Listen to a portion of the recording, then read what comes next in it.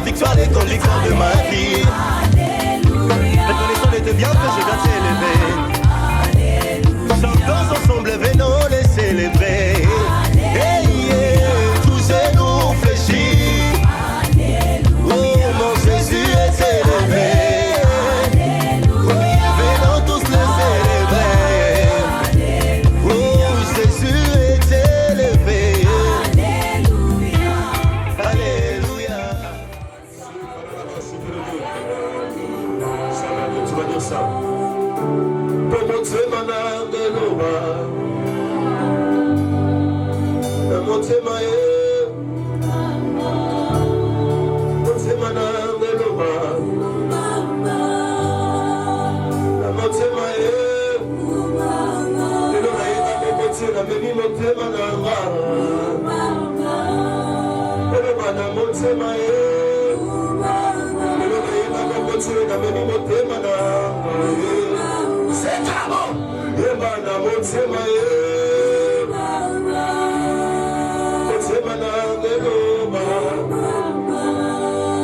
Ah, que ton cœur s'exprime devant Dieu. Sabraliade, que mon témana de l'Oba. Mon témana de l'Oba.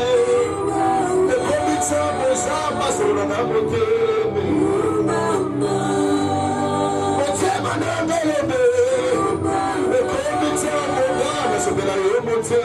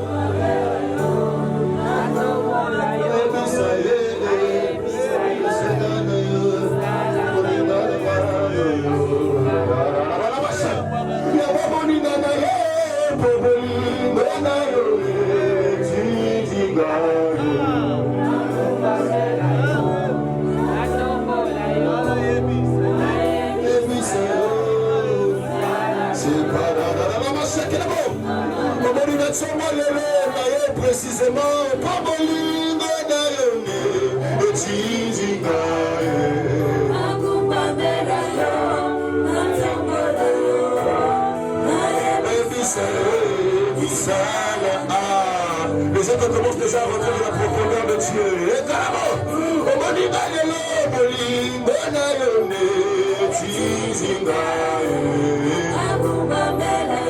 Sabraliade, c'est qui est fait le lot.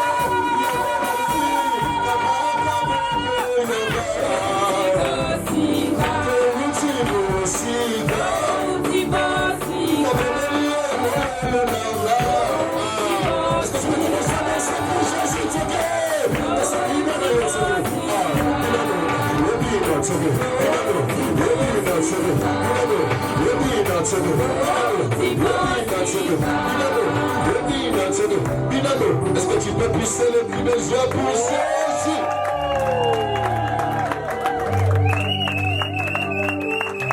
Tu vas juste dire à la personne qui est à côté de toi, j'ai une histoire avec Dieu. Que le Saint dise Amen. Un Amen vivant. Amen. Dans son palais, tout s'écrit. Dans la maison de mon papa, tout s'écrit. Dans son palais, tout s'écrit.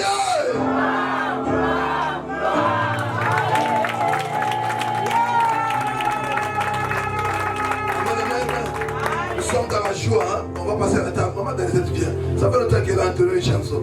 On va écouter une chanson, même si c'est court, même 5 minutes. Tu vas clamer, tu vas un peu chanter pour la gloire de Dieu. Et se cache toujours. Kumama kolo Yesu kumama, kumama mwana na Nzambe, kumama na yo kolo Yesu kumama, kumama mwana na Nzambe, kumama. Oh kumama yo molongi kumama, kumama mwana na Nzambe, kumama na yo kolo Yesu kumama, kumama mwana na Nzambe, kumama. Oh kumama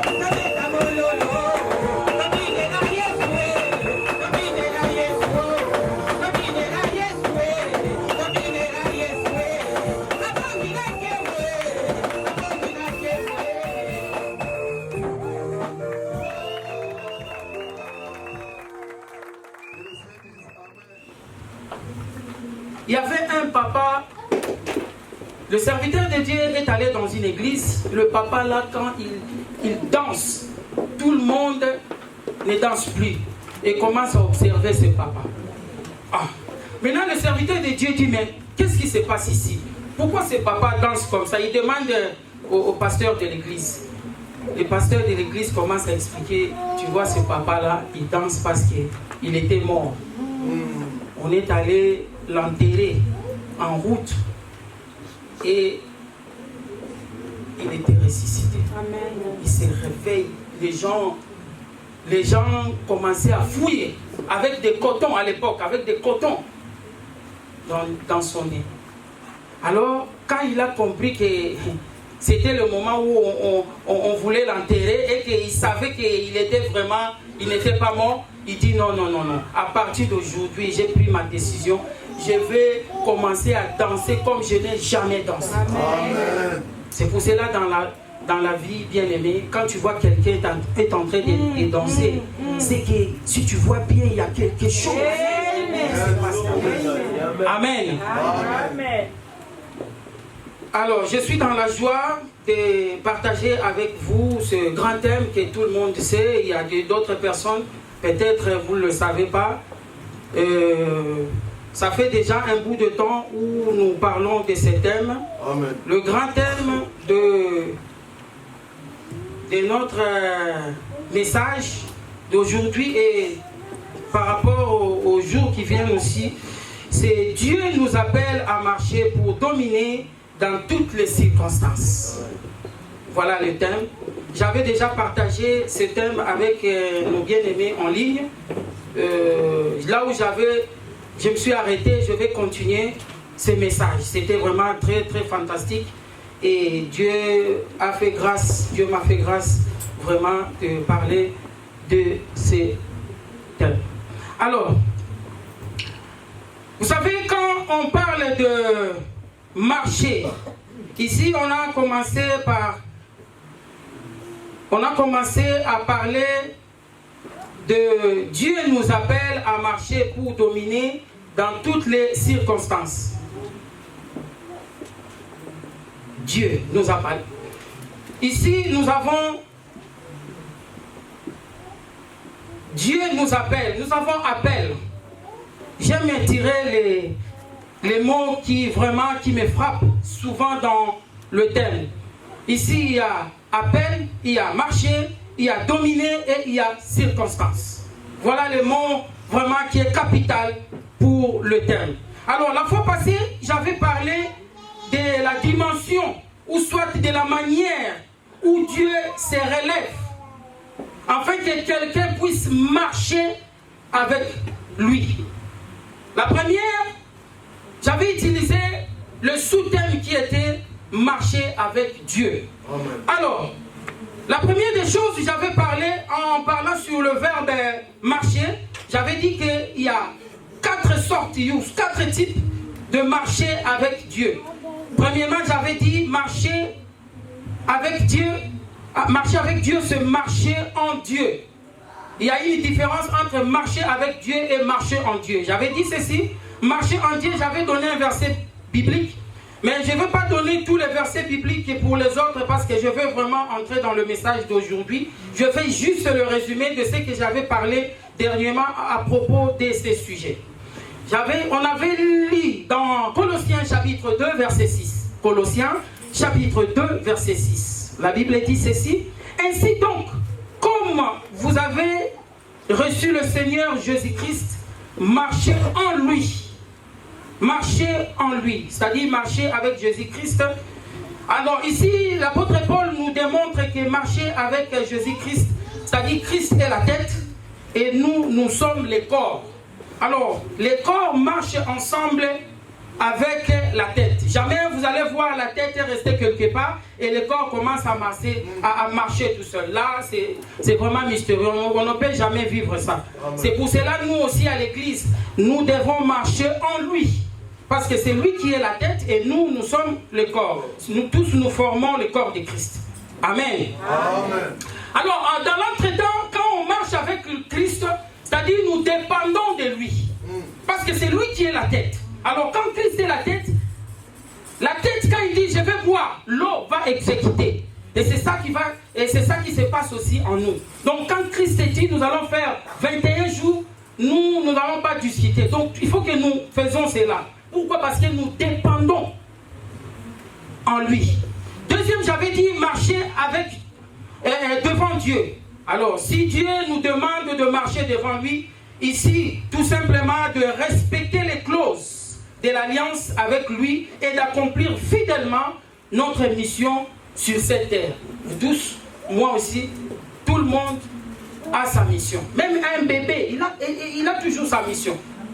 Donc, nous tous, nous avons notre mission. C'est pour cela, j'avais dit que tu vas constater, chacun a son empreinte digitale. Et ça ne peut pas être le même. C'est là que démontre que Dieu, quand tu descends, quand tu viens dans ce monde, tu as une mission. Alors, troisième, j'avais dit marcher derrière Dieu. Marcher derrière Dieu, c'est suivre le mouvement. Et Dieu, suivre le mouvement avec fidélité. Voilà. Marcher derrière Dieu, c'est copier les mouvements du maître. Donc, c'est comme un GPS. Vous voyez, GPS, quand tu mets dans la voiture, quand il t'indique à gauche, tu dois aller à gauche. Quand il t'indique à droite, tu dois aller à droite. Tu ne peux pas aller à droite aussi longtemps, on te dirige pour aller à gauche. C'est ça que Dieu fait aussi. C'est-à-dire, quand toi tu marches et que tu vas à gauche, malgré que tu as fait une erreur, mais tu vas constater que GPS il va chercher le moyen pour que tu retournes dans le chemin que toi tu devrais prendre. Et c'est ça qui se passe aussi à nous. Donc quand tu marches derrière Dieu, Dieu est là, il te voit en train de marcher, tu te trompes de l'endroit ou de la direction, il est là maintenant pour te diriger. C'est pour cela quand tu fais mal à la maison, quand tu viens à l'église, quand on te prêche, maintenant tu te retrouves. Et toi-même consciemment tu sais que non, j'avais fait mal, alors cette fois-ci il faut que je change. Quatrièmement, j'avais parlé pour clôturer ce que j'avais dit, marcher avec Dieu. Marcher avec Dieu, c'est ça le thème, le sous-thème que je vais un peu développer. Marcher avec Dieu, alors il y a une distinction et exception. Vous allez constater ça dans le message. Donc quelqu'un qui marche avec Dieu, même dans la famille, il y a beaucoup de gens qui pointent les doigts et disent, nous tous nous prions. Mais notre sœur là, il a quelque chose en lui. Il y a quelque chose qui se passe. Et c'est ça qui se passe quand tu es en train de marcher avec Dieu. Voilà. Alors, il y a une chose pour entrer vraiment dans ce que j'avais dit, puisque je n'ai pas encore donné le verset biblique, ne vous en faites pas, nous allons bien lire. Alors, il y a une chose aussi, j'allais dire, vous savez, j'ai pris appel. Tu ne peux pas, écoute-moi bien, tu ne peux pas marcher avec Dieu, avec Christ, sans que lui-même t'appelle. Le gens qui marche avec Christ, tu vas constater qu'il est quelqu'un, ou soit c'est une personne que Dieu a appelée. Amen. Malgré à l'église, ça ne m'étonne pas parce qu'il y a des infiltrés, il y a aussi des infiltrés. C'est-à-dire quelqu'un qui n'est pas appelé, alors il vient à l'église, il prie ensemble avec nous, et il commence à faire des débauches.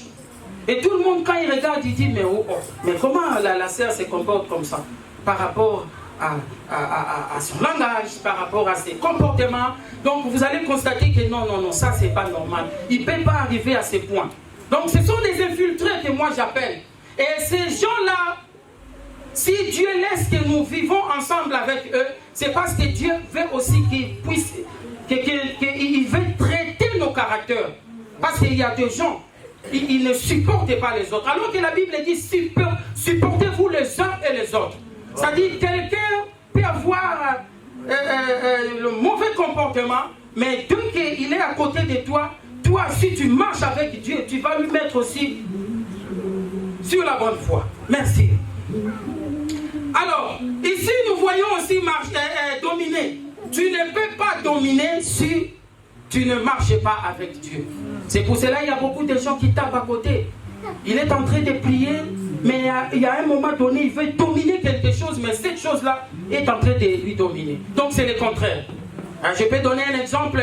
Quelqu'un qui a l'habitude, avant il buvait, mais après quand il a laissé de buveur, mais il continue à marcher avec ses amis. Quand tu poses la question, mais non, je fais cela parce que je veux que mes amis là puissent venir en Christ, comme moi j'ai changé. Alors à un moment donné, c'est ces amis là qui vont lui changer. Donc au lieu que lui domine, mais ces amis là est en train de lui dominer. Cela signifie qu'il ne marchait pas avec Dieu. Alors je te pose la question ce matin, est-ce que tu marches avec Dieu? Dis à celui qui est à côté de toi, marcher avec Dieu. Circonstances. Nous avons beaucoup de circonstances. Il y a des choses quand nous arrivent. Tu commences à penser, qu'est-ce que je peux faire? Vous savez, beaucoup de gens sont devenus des incrédules à cause des circonstances aujourd'hui. Je ne sais pas quelles circonstances que tu es en train de passer. Alors une chose que j'ai aimée dans ce message, on dit le Seigneur nous appelle, Dieu nous appelle. C'est-à-dire, c'est là simplement dire que quand tu as quelque chose qui arrive dans ta vie, dans toutes les circonstances, nous devrons faire quoi? Rendre grâce à Dieu. Donc cela signifie que quand tu as quelque chose qui te dépasse, il ne faut pas se recourir aux hommes, mais tu vas regarder, tes yeux doivent fixer vers Jésus-Christ. Et c'est lui maintenant qui va te donner la solution. Peu importe la circonstance, peu importe la situation que tu es en train de passer, mais c'est Jésus qui prend le contrôle de toutes choses. Alors nous allons lire rapidement dans Genèse chapitre 6, verset 9, et nous allons lire dans Genèse chapitre 5. Mettons-nous debout pour honorer la parole de Dieu, s'il vous plaît. Genèse chapitre 5, verset 18 à 24. Genèse chapitre 6, verset 9. Genèse chapitre 5, verset 18 à 24. Je lis la parole de Dieu dans le livre de Genèse chapitre 6, le verset 9. J'ai lu au nom de Jésus. Amen. Voici la postérité de Noé. Noé était un homme juste et intègre dans son temps. Noé marchait avec Dieu, parole du Seigneur. Amen. Genèse chapitre 5, le verset 18 à 24. Je lis la parole de Dieu au nom de Jésus. Amen. Jéred, âgé de 162 ans, engendra Enoch. Jéred vécut après la naissance d'Enoch 800 ans. Et il engendra 2 fils et 2 filles. Verset 20. Tous les jours de Jéred firent de 962 ans. Puis il mourut. Enoch, âgé de 65 ans, engendra Métuséla. Enoch, après la naissance de Métuséla, marcha avec Dieu 300 ans. Et il engendra de fils et de filles. Verset 24. Tous les jours d'Enoch firent de 365 ans. Enoch marcha avec Dieu, puis il ne fut plus parce que Dieu les prit. Parole du Seigneur. Père de gloire, je te rends grâce pour ce matin. Seigneur, je laisse cette parole entre ta sainte main. Oui, Jésus, toi tu as plusieurs manières de parler. Et cette fois-ci, tu veux parler à ton peuple et que ton serviteur va tout simplement transmettre ce que tu as mis en moi. C'était vraiment toute une charge. C'était vraiment beaucoup de choses que tu as mis en moi. Mais je veux qu'avec le peu de temps, que toi-même tu puisses réaliser ce que tu avais promis à tes fils. C'est pour cela que je laisse tout entre ta sainte main. Prends contrôle du début jusqu'à la fin au nom de Jésus-Christ de Nazareth. Amen. Amen. Alors ici nous voyons des hommes, nous voyons Enoch et nous voyons aussi Noé. Alors, il y a une différence. J'avais parlé ça la fois passée et c'est ici que je me suis arrêté. Noé marchait avec Dieu avant. C'est-à-dire, Noé, quand il marchait, ce n'était pas après, mais c'était avant. Il marchait avec Dieu. Et après la naissance de ses fils, Noé continuait toujours à marcher avec Dieu. Noé marcha avec Dieu. Et par contre, si nous voyons, nous allons constater qu'Enoch a marché avec Dieu après avoir reçu un enfant. Enoch avait marché avec Dieu après avoir reçu son fils qui s'appelait Métushélah. Enoch marchait avec Dieu. Voilà ce qui se passe. Vous savez, il y a des gens, ils marchent avec Dieu par rapport à ce que Dieu a fait pour lui. C'est-à-dire, quand il voit, il cherchait un enfant et Dieu lui donne un enfant, il commence à marcher avec Dieu. Mais aujourd'hui, je te dis, il ne faut pas marcher avec Dieu quand tu as une bénédiction. Mais marcher avec Dieu même avant la bénédiction, avant que tu puisses savoir ce que tu as. Puisque l'enfant, le mariage, le travail, tout ce que nous voyons, c'est éphémère. Ça va passer. Mais Jésus-Christ, quand tu marches avec lui, en tout cas, il y a beaucoup de choses qui vont se passer. C'est pour cela, ce matin, je veux que tu changes ta façon de voir les choses. Tu ne peux pas voir la bénédiction dans le physique, mais voir les choses que Dieu a promis pour toi dans la spiritualité. Et il y aura beaucoup de choses aussi qui vont changer en toi. Alors, il y a 4 choses qui impliquent. Quand on dit marcher avec Dieu, je vais citer ces 4 choses rapidement. Premièrement, marcher avec Dieu implique une réconciliation avec Dieu. C'est-à-dire, quand tu marches avec Dieu, tu es en train de passer à une réconciliation. Romains chapitre 3, verset 23. Romains chapitre 3, verset 23, je lis rapidement au nom de Jésus-Christ. Car tous ont péché et sont privés de la gloire de Dieu. Comme nous connaissons tous nous sommes venus d'Adam. C'est lui qui est le porteur-malheur du péché. Et nous sommes aussi nés pécheurs. Mais cela n'arrive pas toujours par là. Alors, pour marcher avec Dieu, il faut une rencontre avec Dieu. Et que cette rencontre doit se passer par la réconciliation avec ce Dieu-là. Sans la réconciliation avec Dieu, il n'y a pas aussi de marche avec lui. Voilà, ici nous voyons Enoch, 65 ans. Après, la Bible nous dit, après avoir atteint l'âge de 65 ans de sa vie, il marchait avec Dieu. C'est-à-dire, avant 65 ans, il ne marchait pas avec Dieu. Et il avait son fils. C'est-à-dire, quand son fils est venu, il s'est réconcilié avec Dieu. Et alors, il marchait avec Dieu. Et Dieu a permis qu'il puisse faire aussi beaucoup du temps sur cette terre. Il n'y a pas de marche avec Dieu sans la réconciliation, comme j'ai dit. Colossiens chapitre 1, verset 20. Colossiens chapitre 1, verset 20. La Bible dit ceci. Il a voulu par lui réconcilier tout avec lui-même. Tant ce qui est sur la terre que ce qui est dans le ciel. En faisant la paix par lui, par le sang de sa croix. 2 Corinthiens, pour ceux qui notent, chapitre 5, verset 18. Et tout cela vient de Dieu, et qui nous a réconciliés avec lui par Christ, et qui nous a donné le mystère de la réconciliation. Tu as fait un mal à ton ami, comme beaucoup le font aussi. Tu as parlé mal à ton ami, et du coup, un jour, tu commences à aller encore quelque part, tu fais encore le mal. Alors, l'ami, la personne que toi tu as fait le mal, il t'amène au procès, il t'amène au tribunal, il fait un procès. Alors, quand tu arrives au tribunal, tu trouves maintenant qui? Tu trouves le juge, c'est ton ami là que tu avais fait le mal.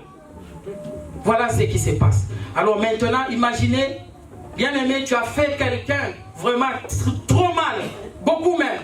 Alors, c'est lui maintenant le juge, c'est lui qui va te juger. Tu es mal barré. C'est compliqué pour toi. Pourquoi? Parce que la personne là, il dit voilà, ça c'est une opportunité, donc je vais profiter pour vraiment bien serrer et maltraiter cet homme. Alors, l'homme là, malgré, il y a le juge, ton ami, ton ancien ami, et il y a quelqu'un maintenant qui est avocat, un bon avocat. C'est-à-dire c'est lui, cet avocat là, il parle mieux Il est vraiment excellent. Alors, quand il défend ta cause, et maintenant, toi, tu es libéré. Et les choses passent bien. Alors, là maintenant, tu avais un problème. Mais maintenant, il y a quelqu'un qui vient et il parle, il prend ta place. Et cette personne, cet avocat dit non, non, non. Lui, maintenant, il peut s'il faut sortir, il peut sortir. C'est moi qui prends sa place. Alors maintenant, tu as gagné le procès. Alors comme tu as gagné le procès, malgré cela, mais le juge là, le juge, ton ami, il vient.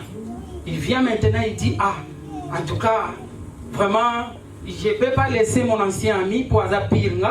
Donc il faut qu'on parle, il faut qu'on fait route ensemble, allons quelque part pour manger et prendre quelque chose. Alors maintenant, l'avocat, il t'a justifié. Alors maintenant, toi, quand tu sors avec ton ancien ami là qui maintenant voulait que vous continuez toujours à marcher avec lui, que vous continuez toujours à vivre comme vous étiez avant, alors là maintenant c'est la réconciliation qui va se passer. C'est-à-dire il n'y a pas seulement la réconciliation sans la justification. Et c'est ça qui se passe ici. Notre Jésus-Christ prend le dé et la justification et la réconciliation. En tout cas, notre Jésus-Christ est vraiment très bon. La justification est une base légale. Et la réconciliation est une base de l'intimité. C'est-à-dire il y avait la justification, mais après il y a la réconciliation. Et quelqu'un qui se réconcilie avec Jésus-Christ, il devient maintenant son intime. Et c'est l'intimité. Et c'est ça qui passait avec cet ami-là. Amen. Amen. Gloire à Dieu. La Bible dit dans Amos, chapitre 3, verset 3, 2 personnes marchent-ils ensemble sans être convenus. Voilà. Donc il faut qu'avant de marcher ensemble, il faut qu'on s'entende. Il faut que l'entendement puisse se passer. Deuxième, marcher avec Dieu implique une correspondance de nature. Marcher avec Dieu implique une correspondance de nature. 2 Corinthiens chapitre 6, versets 14 à 18. Je vais lire rapidement la parole de Dieu parce que je perds de temps. Alors il y a beaucoup de choses, je peux pas tout terminer, mais de toutes les façons, Dieu va me faire grâce. Amen. 2 Corinthiens chapitre 6, verset 14. C'est pour cela, vous voyez, je parle un peu rapidement, mais d'habitude, ma femme sait, je parle lentement.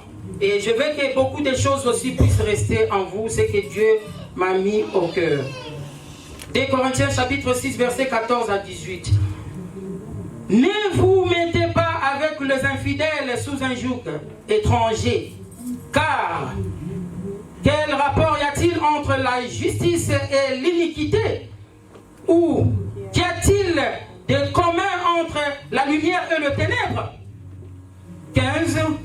Quel accord y a-t-il entre Christ et Bélial? Ou quelle part a le fidèle avec l'infidèle? 16.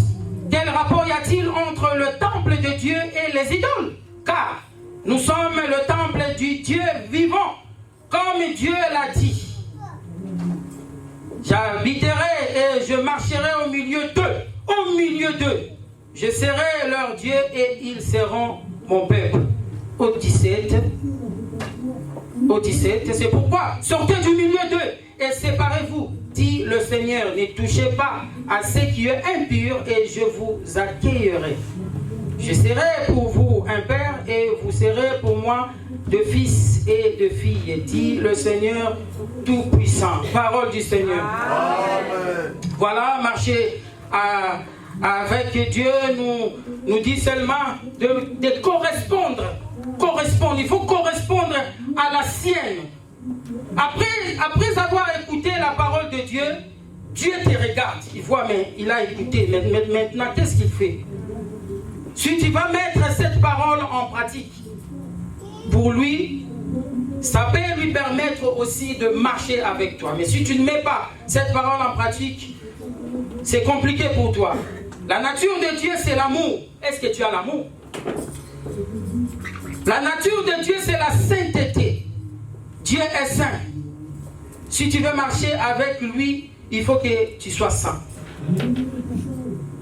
Hier, il y avait passé beaucoup de choses dans ta vie et aujourd'hui, il y a d'autres choses. Bien aimé, la sainteté, ce n'est pas seulement à l'église.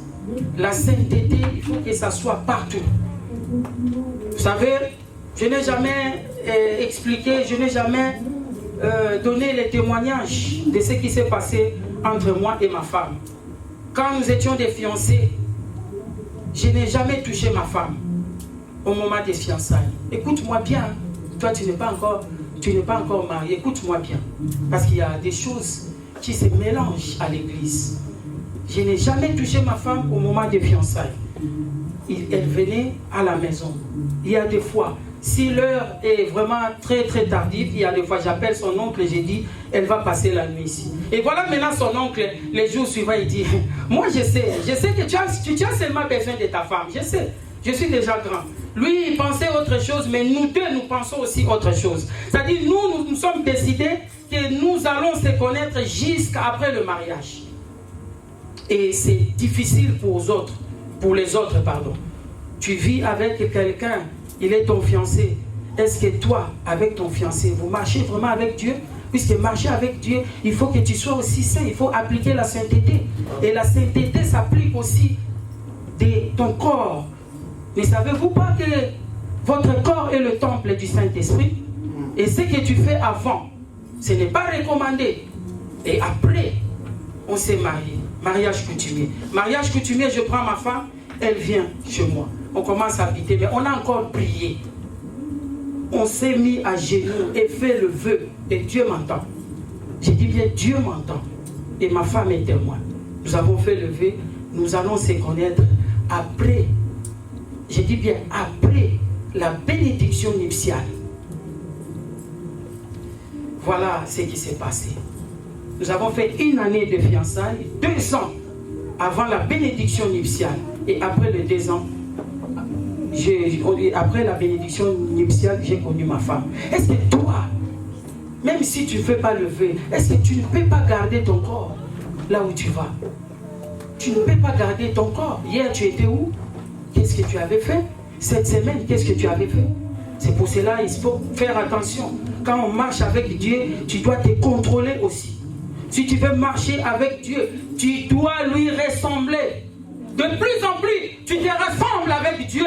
De plus en plus, Dieu t'approche. Dieu s'approche en toi. Amen. Et il ne va pas te lâcher. Pourquoi tu es entré? Pourquoi? Parce que tu marches avec lui. La Bible nous dit dans Galates, chapitre 2, verset 20. Galates, chapitre 2, verset 20. Je vais lire la partie B qui m'intéresse pour l'instant. Et si je vis, ce n'est plus moi qui vis, c'est Christ qui vit en moi. Est-ce que Christ vit en toi? Amen. Amen. Voilà ce qui se passe. Est-ce que Christ vit en toi? Et si Christ a vie en toi, et qu'est-ce que tu fais? Est-ce que tu lui ressembles? Il faut se ressembler avec lui. Troisième des choses, marcher avec Dieu implique se soumettre notre volonté à la volonté de Dieu. C'est-à-dire il y a des divergences de volonté. Toi tu as ta volonté et l'autre aussi a sa volonté. Ce n'est pas à Dieu de se soumettre en toi, écoute-moi bien, mais c'est toi qui vas se soumettre à sa volonté. Afin de continuer de marcher ensemble avec lui. Écoutez ce qui est écrit dans Luc chapitre 1 verset 38. Marie dit, je suis la servante du Seigneur, qu'il me soit fait selon ta volonté, selon ta parole, comme écrit dans la parole de Dieu. Et l'ange les quitta. C'est-à-dire, je ne fais plus ma propre volonté, mais je fais ta volonté. Ta volonté. Matthieu chapitre 38 verset 39. Puis, ayant fait quelques pas en avant, et se jeta sur sa face et pria ainsi, mon Père, s'il est possible que cette coupe s'éloigne de moi, toutefois, non pas ce que je veux, mais ce que tu veux. Amen. Amen. Non pas ma volonté, mais selon ta volonté. Amen. Si ta volonté n'est pas en puisse avoir 2 chemins. C'est ça qui déclenche 2 chemins. 2 chemins, pardon. Si ta volonté n'est pas conforme à Christ.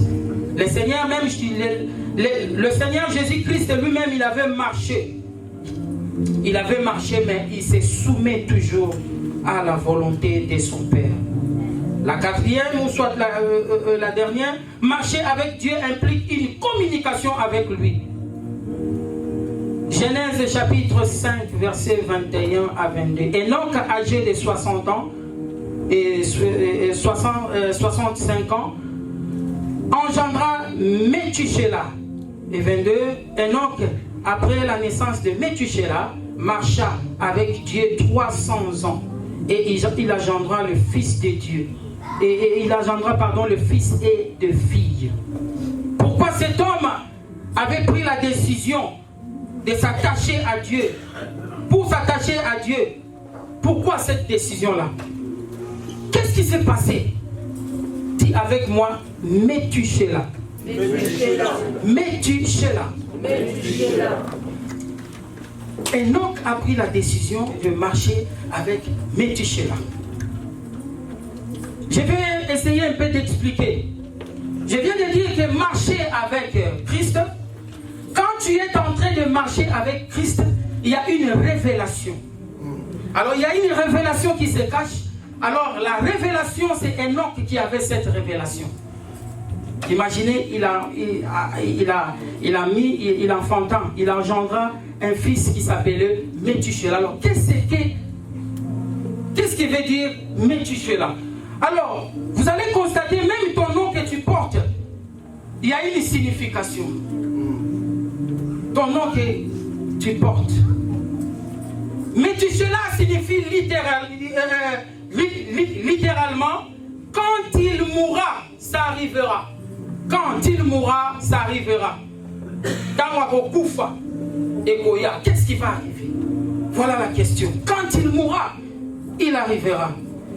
Il y a des gens, dès sa mort, quand il meurt, ça déclenche quelque chose. Jésus-Christ, après sa mort, le salut est arrivé. Après la mort de Jésus-Christ, le salut est arrivé. Alors ici, nous voyons, comme nous venons de lire dans le verset biblique, Métuséla, après, quand il était né, Métuséla, la Bible dit, engendra les mecs. Et les mecs engendra Noé. Donc Métuséla était le grand. Métuséla était le grand-père de Noé. Et le mec,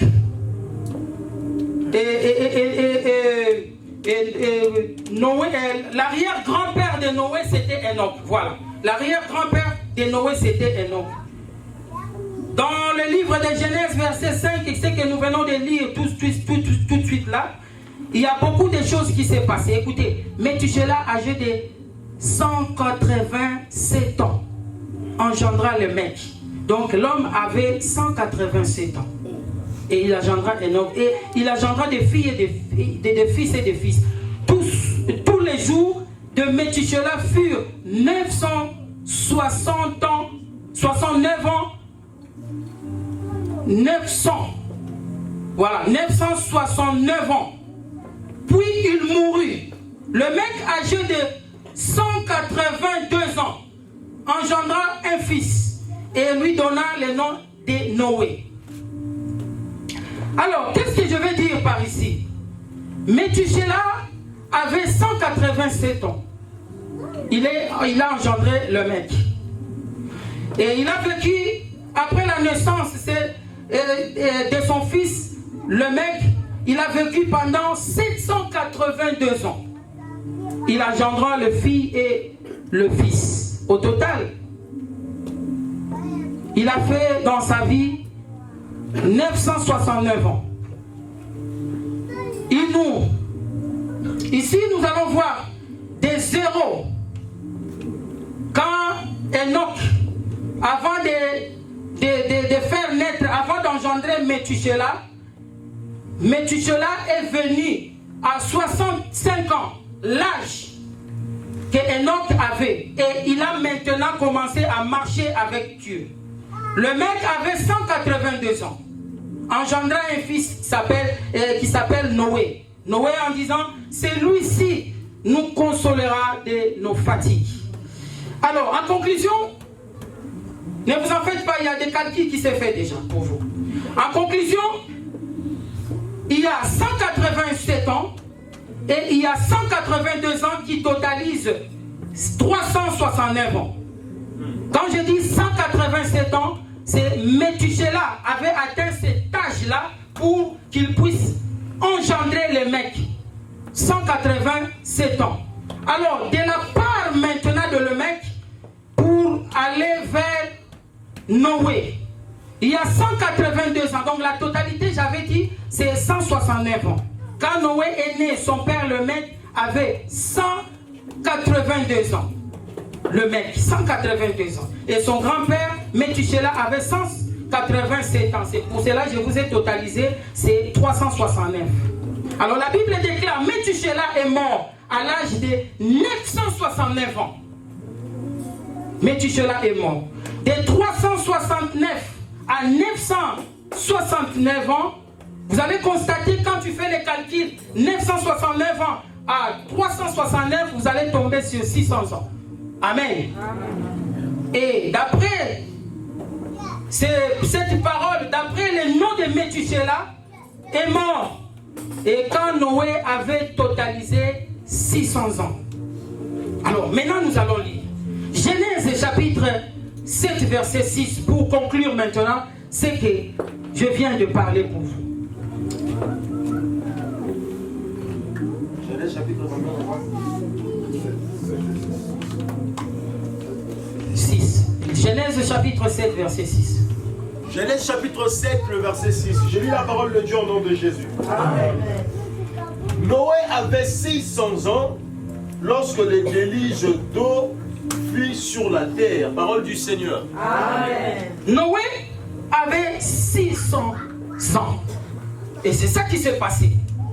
Alors, Noé avait 600 ans, le déluge est venu. Mais dans l'entretemps, Métuséla avait fait 969 ans. Vous voyez ce qui s'est passé? Lui, il est mort.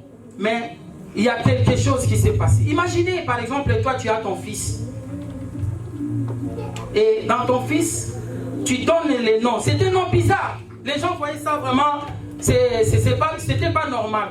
Quand tu donnes à ton fils les noms comme Métuséla, c'est un nom complètement bizarre. Bizarre, très bizarre. Quand il mourra, ça arrivera. Quand il mourra, maintenant imaginez, ton fils est allé quelque part et il y a l'accident et ton fils est dans le coma. Tu entends ça. Tu vas te poser des questions, mais mon fils maintenant il est dans le coma, donc il y a quelque chose qui va arriver. Il y a quelque chose qui va arriver. Voilà ce qui s'est passé à Noé. Alors, Enoch. Enoch avait une révélation. Et la révélation ne s'arrête pas seulement à Enoch. Il y a beaucoup de gens qui ont aussi des révélations. Ça veut dire quand dans la conclusion de mon message, quand tu marches avec Dieu, ne marche pas comme tout le monde, mais tu dois avoir une révélation. Amen. Et cette révélation, ça va déclencher quelque chose. Dans l'arche de Noé, vous savez, après 40 jours, l'arche était là, et Noé avec ses enfants, avec le femme de ses enfants et sa femme, ils étaient restés toujours à l'intérieur. Et il y avait la fenêtre qui était ouverte pour qu'ils puissent respirer. Parce que quand il pleuvait, ils ne pouvaient pas ouvrir. L'arche de Noé représente l'église. C'est-à-dire, toi qui es là à l'église, laisse-moi te dire, ici il y a des révélations. Même si tu as des problèmes, tu vas voir que Dieu va laisser l'espace. Et l'espace là, c'est pour te respirer. C'est pour cela que tu vois, malgré tu as beaucoup de choses dans ta vie, mais tu es quand même en train de respirer. Et Dieu ouvre des portes pour que tu ne puisses pas parler. Et tu ne puisses pas pleurer. Voilà. Un homme comme Pierre. Vous savez, Pierre avait aussi des révélations. Puisqu'il avait marché avec Christ. Tout le monde le sait. Pierre, quand il marchait avec Christ, la Bible dit, quand Jésus-Christ il parlait avec tout le monde, mais maintenant c'était Pierre qui avait pris la parole. Jean chapitre 16, versets 16 à 17. Simon Pierre répondit, tu es le Christ, le Fils du Dieu vivant. Jésus le prenant la parole lui dit, tu es heureux Simon, fils de Jonas, car ce ne sont pas la chair et le sang qui t'ont révélé cela, mais c'est mon Père qui est dans le ciel. C'était une révélation que Pierre avait. Est-ce que toi tu as une révélation si tu marches avec Dieu? On t'informe, on te dit quelque chose, mais tu t'embrouilles toi-même. Marc chapitre 8, verset 36. Et que sert-il à un homme de gagner tout le monde s'il perd son âme? Voilà, tu veux gagner quoi aujourd'hui? Tu veux gagner le monde? Le monde va passer, mais Jésus-Christ ne va pas passer. Amen. 1 Corinthiens chapitre 15, verset 19. Et si dans cette vie seulement que nous espérons en Christ, nous sommes le plus malheureux de tous les hommes. Pourquoi? Pourquoi vendre ce qui est précieux pour toi à cause de gens? Pourquoi? Tu veux des griffes, c'est bien, bien habillé, très bien. Mais laisse-moi te dire, c'est éphémère. C'est que tu dois chercher. Il faut chercher à marcher avec Dieu. Pierre avait une révélation d'éternité. 1 Pierre chapitre 2 verset 11. Écoutez ce qu'il est écrit. Bien-aimés, je vous exhorte comme étrangers et voyageurs sur la terre, et vous obtenir des convoitises charnelles qui font la guerre à l'âme. Bien-aimés, nous sommes des voyageurs, vouloir ou pas. Tout va passer. Toi aussi, tu vas passer. Parce qu'avant toi, il y avait des gens, mais ils sont tous passés. Toi, tu es là. Essaye un peu de voir quelle révélation que tu as. Dieu nous parle aujourd'hui. Si le monde a été péri par l'eau, aujourd'hui le monde doit être péri par le feu. Le monde avait péri par l'eau, mais aujourd'hui il y a le feu. Nous allons lire, pour terminer, le dernier verset, 2 Pierre chapitre 3, versets 4 à 5. Écoutez ce qu'il est écrit. 2 Pierre chapitre 3, versets 4 à 5. Ils veulent ignorer en effet que ces cieux existèrent autrefois par la parole de Dieu, de même qu'une terre tirée de l'eau est formée au moyen de l'eau. 6. Et que par ces choses, le monde d'alors périt, submergé par l'eau. C'est-à-dire submergé par l'eau ici, Pierre parle de déluge. Tandis que par la même parole, le ciel et la terre d'à présent sont gagnés, sont gardés et réservés pour le feu, pour le jour du jugement et de la ruine des hommes impies. Si un homme a reçu la révélation de marcher avec Dieu, il est recommandé aussi à nous de marcher avec Dieu, mais par la réconciliation, le moyen de réconciliation, la justification, et les choses vont marcher. Lorsque tu marches avec Dieu, attends-toi à une révélation. Parole du Seigneur. Amen. Est-ce que tu